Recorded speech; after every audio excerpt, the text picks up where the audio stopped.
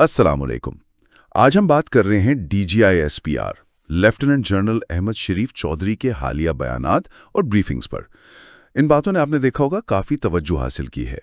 ہمارے پاس جو معلومات ہیں وہ مختلف قومی اور بین الاقوامی خبروں کے اداروں سے لی گئی ہیں جنہوں نے ان پریس کانفرنسز کو کور کیا ہے۔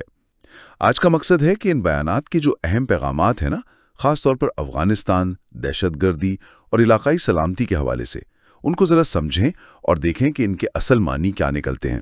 تو آئیے اس معاملے کی گہرائی میں چلتے ہیں۔ جی بالکل، اور یہ باتیں ایک ایسے وقت میں سامنے آئی ہیں جب پاکستان اور افغانستان کے تعلقات میں ایک آپ کہہ سکتی ہیں کہ واضح تناؤ ہے۔ سرحد پر بھی کچھ واقعات ہوئے ہیں، جھڑپیں ہوئی ہیں اور ملک کے اندر بھی دہشت گردی کے خلاف کارروائیاں چل رہی ہیں۔ تو صورتحال کافی پیچیدہ ہے، اس میں کئی پہلو ہیں۔ پاکستان کا اپنا موقف ہے، افغانستان کی جو موجودہ حکومت ہے ان کے اقدامات، بھارت کا اینگل بھی ہے، اور پھر ملک کے اندر کے اپنے چیلنجز ہیں۔ تو ان بیانات کو اسی پورے تناظر میں دیکھنا ہوگا۔ تو سب سے پہلے پھر افغانستان کے حوالے سے بات کرتے ہیں۔ فوجی ترجمان کا موقف کافی دو ٹوک تھا۔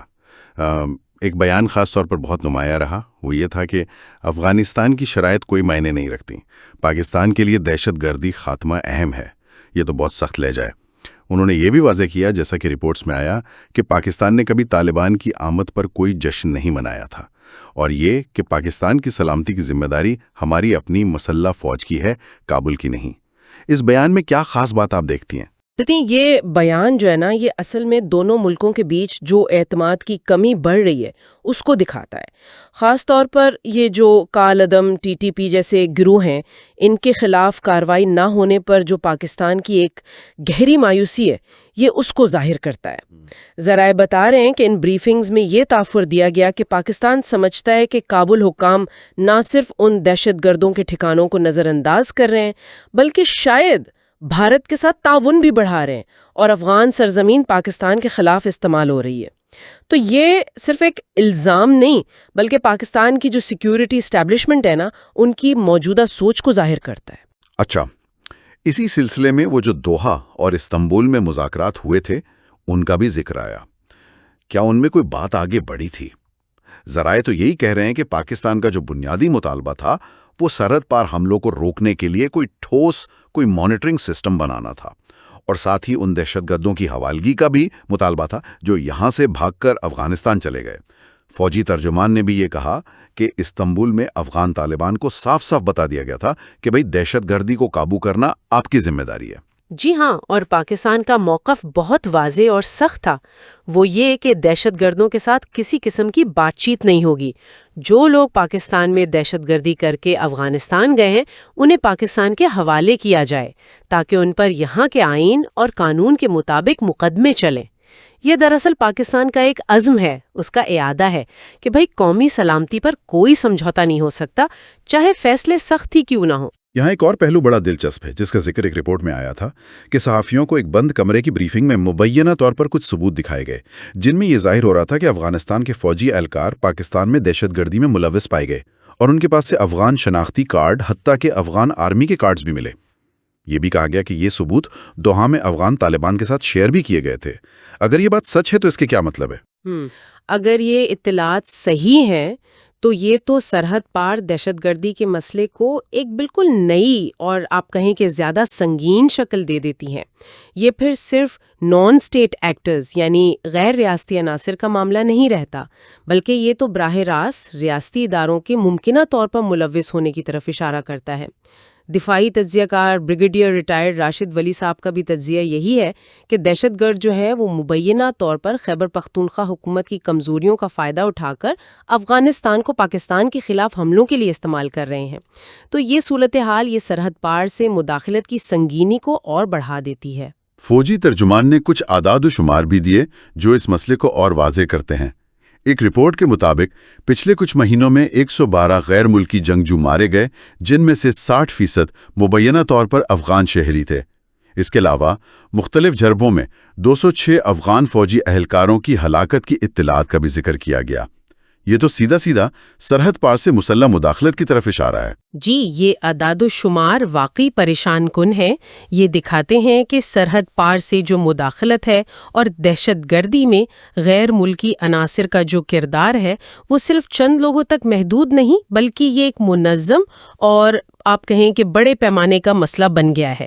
اس سے نمٹنا یقیناً ایک بہت بڑا چیلنج ہے۔ ایک اور اہم بات جس پر فوجی ترجمان نے بڑا زور دیا وہ امریکی ڈرون حملوں کے لیے پاکستانی سرزمین کے استعمال کے الزامات کی تردید تھی۔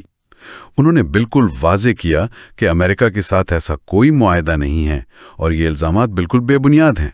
کئی اخبارات نے اس تردید کو نمایاں طور پر رپورٹ کیا ہے۔ ہاں، اس تردید کو پاک و افغان جو کشیدہ تعلقات ہے اور پاکستان کی اپنی خود مختاری کا جو سنساس معاملہ ہے، اس پس منظر میں دیکھنا چاہیے۔ ڈرون حملوں کا ایشو ماضی میں بہت حساس رہا ہے اور پاکستان کا ہمیشہ سے یہی موقف رہا ہے کہ ہماری سرزمین کسی دوسرے ملک کے خلاف استعمال نہیں ہونے دی جائے گی۔ تو اس تردید کا مقصد غالباً اندرونی اور بیرونی طور پر اسی موقع کو دوبارہ سے واضح کرنا تھا۔ اچھا بھی یہ تو ہوئی سرحد پار کی صورتحال۔ اب ذرا ملک کے اندر جو چیلنجز ہیں ان کی طرف آتے ہیں۔ فوجی ترجمان نے ایک بہت ہی کہہ لیں کہ تشویشناک مسئلے کی طرف اشارہ کیا جسے انہوں نے دہشت گردی اور جرائم پیشہ عناصر کا گٹھ جوڑ کہا۔ اس میں پوسٹ کی کاشت کا ذکر تھا۔ رپورٹس کے مطابق فی ایکڑ 18 سے 32 لاکھ روپے تک کی آمدنی ہوتی ہے اس سے۔ ساتھ ہی افغانستان سے منشیات کی اسمگلنگ اور اس پیسے کا TTP جیسے گروہوں کی مالی مدد میں استعمال ہونے کا بھی ذکر ہوا۔ یہ گٹھ جوڑ کتنا خطرناک ہے؟ یہ جو گٹھ جوڑ ہے نا، جسے انگریزی میں ٹیررزم کرائم نیکسس کہتے ہیں، یہ شاید سب سے بڑا چیلنج ہے۔ بریگیڈیئر ریٹائرڈ راشد ولی صاحب نے اسے ایک وسیع دہشت گردی جرائم ایکو سسٹم کہا ہے، اور یہ صرف پوسٹ یا منشیات تک نہیں ہے۔ اس میں نان کسٹم پیڈ گاڑیوں کا کاروبار شامل ہے، تیل اور دوسری چیزوں کی اسمگلنگ کے پورے نیٹ ورکس ہیں، اور مبینہ طور پر کچھ با اثر لوگ اور وارلارڈز بھی اس میں شامل ہیں۔ فوجی ترجمان کے مطابق افغانستان سے منشیات پہلے پاکستان آتی ہیں، پھر یہاں سے دنیا بھر میں اسمگل ہوتی ہیں، اور اس کالے دھن کا ایک حصہ بقول ان کے افغان طالبان، TTP اور دوسرے مسلح گروہوں کو جاتا ہے۔ یہاں تک کہ افغان منشیات اسمگلرز کے افغان سیاست میں مداخلت کا بھی ذکر کیا گیا ہے۔ تو اس کا مطلب یہ ہوا کہ دہشت گردی کو صرف ایک نظریاتی یا سیاسی مسئلہ سمجھنا کافی نہیں ہے، اس کی جڑیں ایک پوری منظم مجرمانہ معیشت میں بھی ہیں۔ بالکل یہی بات ہے، اور یہی چیز ہے جو دہشت گردی کے خلاف کوششوں کو بے حد مشکل بنا دیتی ہے۔ آپ ایک ایسے دشمن سے لڑ رہے ہیں جو صرف ہتھیار نہیں اٹھائے ہوئے، بلکہ اسے اسی علاقے میں موجود ایک بہت بڑے کرمنل نیٹ ورک سے مستقل پیسے بھی مل رہے ہیں۔ تو جب تک اس دہشت گردی جرائم ایکو سسٹم کو نہیں توڑا جاتا، تب تک پائیدار امن قائم کرنا بہت مشکل ہے۔ یہ صرف فوجی کارروائی کا معاملہ نہیں رہتا، پھر اس کے لیے تو معاشی، انتظامی، قانونی ہر سطح پر مل کر کام کرنے کی ضرورت ہے۔ اسی اندرونی چیلنج کے حوالے سے فوجی ترجمان نے خیبر پختونخوا یعنی KP میں مبینہ ناقص طرز حکمرانی پر بھی مایوسی ظاہر کی۔ ایک تجزیے میں دفاعی تجزیہ کار سید محمد علی صاحب نے فوجی ترجمان کے پیغام کو یوں بیان کیا کہ KP میں ناقص گورننس کی قیمت سیکیورٹی اہلکاروں کو اپنی جانوں کی صورت میں ادا کرنی پڑ رہی ہے۔ یہ تو بہت سخت بات ہے۔ جی ہاں، اور یہ براہ راست صوبائی حکومت کی کارکردگی پر ایک سوال ہے، خاص طور پر نیشنل ایکشن پلان، یعنی وہ قومی منصوبہ جو 2014 میں پشاور اسکول حملے کے بعد بنا تھا، دہشت گردی اور انتہا پسندی کے خاتمے کے لیے۔ اس پر پوری طرح عمل درآمد نہ ہونے کا شکوہ کیا گیا۔ تجزیہ کاروں کے مطابق فوجی ترجمان نے سیاسی مداخلت کا ذکر کیا، جرائم پیشہ عناصر کے ساتھ ممکنہ گٹھ جوڑ کی جو رکاوٹیں ہیں ان کا ذکر کیا، اور عدالتی نظام کی سست روی جہاں ہزاروں مقدمات التوا کا شکار ہیں اس کو بھی مسائل کے طور پر اجاگر کیا۔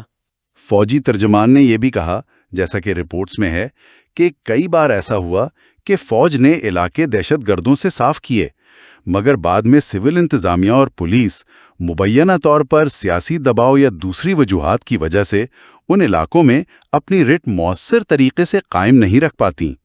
اس سے تو پھر سیکیورٹی فورسز کی جو قربانیاں ہیں وہ ضائع ہونے کا خطرہ رہتا ہے۔ بالکل بالکل یہی نقطہ ہے. اسی لیے نیشنل ایکشن پلان پر اس کی روح کے مطابق عمل درآمد کی اہمیت پر اتنا زور دیا جا رہا ہے. پیغام یہ ہے کہ صوبائی اداروں کو ایک ایسا محفوظ اور فعال ماحول دینا ہوگا جہاں سیکیورٹی فورسز کی جو کامیابیاں ہیں ان کو مستحکم کیا جا سکے. یہ صرف فوج کا کام نہیں، یہ ایک مشترکہ ذمہ داری ہے. فوجی ترجمان نے دہشت گردی کے خلاف علماء، میڈیا اور سیاستدانوں میں مکمل یکجہتی اور یک زبانی کی ضرورت پر بھی زور دیا تاکہ قوم کو ایک واضح اور متفقہ پیغام ملے. اب ذرا انسداد دہشت گردی آپریشنز کے جو اعداد و شمار دیے گئے ہیں ان پر بھی ایک نظر ڈالتے ہیں. فوجی ترجمان نے 2025 میں جو کوششیں جاری ہیں ان کے حوالے سے کچھ تفصیلات بتائیں. رپورٹس کے مطابق سال بھر میں 62,113 انٹیلیجنس بیسڈ آپریشنز یعنی آئی بی اوز کیے گئے ہیں. یہ وہ ٹارگیٹڈ آپریشنز ہوتے ہیں جو انٹیلیجنس کی بنیاد پر کیے جاتے ہیں. یہ یومیہ اوسطاً 208 بنتے ہیں. یہ تو بہت بڑی تعداد ہے. ان آپریشنز میں 1,667 دہشت گرد مارے گئے جبکہ اس دوران 1,073 قیمتی جانوں کا نقصان بھی ہوا، جن میں فوج کے 584، دوسرے قانون نافذ کرنے والے اداروں کے 133 اہلکار اور 356 عام شہری شامل ہیں. جی، یہ اعداد و شمار اس لڑائی کی شدت اور اس کی جو بھاری انسانی قیمت ہے اس کو ظاہر کرتے ہیں. یہ بتاتے ہیں کہ ہماری سیکیورٹی فورسز کتنے مشکل حالات میں اور مسلسل خطرے میں کام کر رہی ہیں. روزانہ 200 سے زیادہ آپریشنز کا مطلب ہے کہ ملک عملی طور پر حالت جنگ میں ہے. اور اسی تناظر میں فوجی ترجمان کا یہ بیان کہ دہشت گردوں سے کوئی بات نہیں ہوگی بہت اہم ہے. یہ ریاست کی طرف سے ایک بالکل واضح پیغام ہے کہ جو لوگ تشدد کا راستہ اپنائیں گے ان کے لیے کوئی رعایت نہیں ہوگی اور ریاست کی رٹ ہر صورت قائم رکھی جائے گی. یہ بھی بتایا گیا ہے کہ قولادم ٹی ٹی پی اور بلوچ لبریشن آرمی یعنی BLA جیسی تنظیموں کے خلاف آپریشنز جاری ہیں. ایک دلچسپ بات یہ تھی کہ آپریشنز زیادہ تر بلوچستان میں ہو رہے ہیں لیکن ہلاکتیں خیبر پختونخوا میں زیادہ ہو رہی ہیں. اس سے کیا اندازہ لگایا جا سکتا ہے؟ یہ جو جغرافیائی فرق ہے یہ شاید خطرات کی نوعیت اور ان کی شدت کو ظاہر کرتا ہے. ہو سکتا ہے بلوچستان میں دہشت گردوں کے ٹھکانے یا ان کا انفراسٹرکچر زیادہ پھیلا ہوا ہو جس کی وجہ سے آپریشنز وہاں زیادہ مرکوز ہیں، جبکہ خیبر پختونخوا میں شاید افغانستان سے نزدیکی کی وجہ سے زیادہ شدید اور براہ راست مسلح جھڑپیں ہوتی ہوں جن میں جانی نقصان زیادہ ہوتا ہے. یہ آپریشنل حکمت عملی اور زمینی حقائق کی جو پیچیدگی ہے اس کو ظاہر کرتا ہے. اب ذرا مشرقی سرحد کی طرف دیکھتے ہیں. فوجی ترجمان نے ایک سنگین وارننگ جاری کیا. ان کا کہنا تھا کہ انٹیلیجنس اطلاعات کے مطابق بھارت ممکنہ طور پر ایک فالس فلیگ آپریشن کی منصوبہ بندی کر سکتا ہے، یعنی ایسی کارروائی جو وہ خود کر کے الزام پاکستان پر ڈال دے، خاص طور پر سمندری محاذ پر، تاکہ پاکستان کے خلاف ایک ڈس انفارمیشن مہم شروع کی جا سکے. کئی ذرائع نے اس وارننگ کو رپورٹ کیا ہے. جی، اس وارننگ کو پاکستان اور بھارت کے درمیان جو جاری کشیدگی ہے اور ماضی میں جو ایک دوسرے پر فالس فلیگ آپریشنز کرنے کے الزامات لگتے رہے ہیں اسی تاریخ کے تناظر میں دیکھنا چاہیے. یہ خطے کی جو پہلے سے ہی پیچیدہ سیکیورٹی صورتحال ہے اس میں ایک اور ممکنہ خطرے کا اضافہ کرتا ہے. اس طرح کی وارننگ کا مقصد عام طور پر یہی ہوتا ہے کہ آپ پیشگی طور پر عالمی برادری کو آگاہ کر دیں اور ممکنہ اقدام کو روکنے کی کوشش کریں. فوجی ترجمان نے اس وارننگ کے ساتھ ایک بہت سخت پیغام بھی دیا. بھارت جان لے، اس بار جواب پہلے سے زیادہ شدید ہوگا. انہوں نے یہ یقین دہانی بھی کرائی کہ پاکستان کی مسلح افواج کسی بھی قسم کی اشتعال انگیزی کا منہ توڑ جواب دینے کے لیے ہمہ وقت تیار ہیں. یہ بیانات ظاہر کرتے ہیں کہ پاکستان اپنی مشرقی سرحد پر پوری طرح چوکس ہے اور کسی بھی ممکنہ جارحیت کا بھرپور جواب دینے کے لیے نہ صرف تیار ہے بلکہ پرعزم بھی ہے.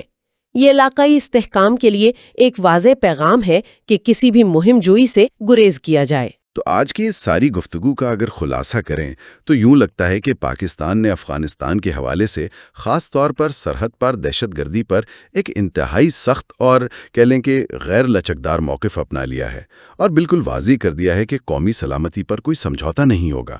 اندرونی محاذ پر دیکھیں تو دہشت گردی اور جرائم کا وہ جو گہرا گٹ جوڑ ہے اور اس سے جڑے ہوئے گورننس کے مسائل ہیں وہ بڑے چیلنجز کے طور پر سامنے آئے ہیں.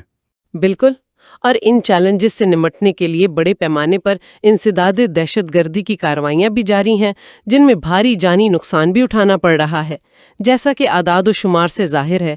ساتھ ہی مشرقی سرحد پر بھارت کے حوالے سے بھی ممکنہ خطرات سے نہ صرف آگاہ کیا گیا ہے بلکہ سخت جواب دینے کا اندیا بھی دیا گیا ہے۔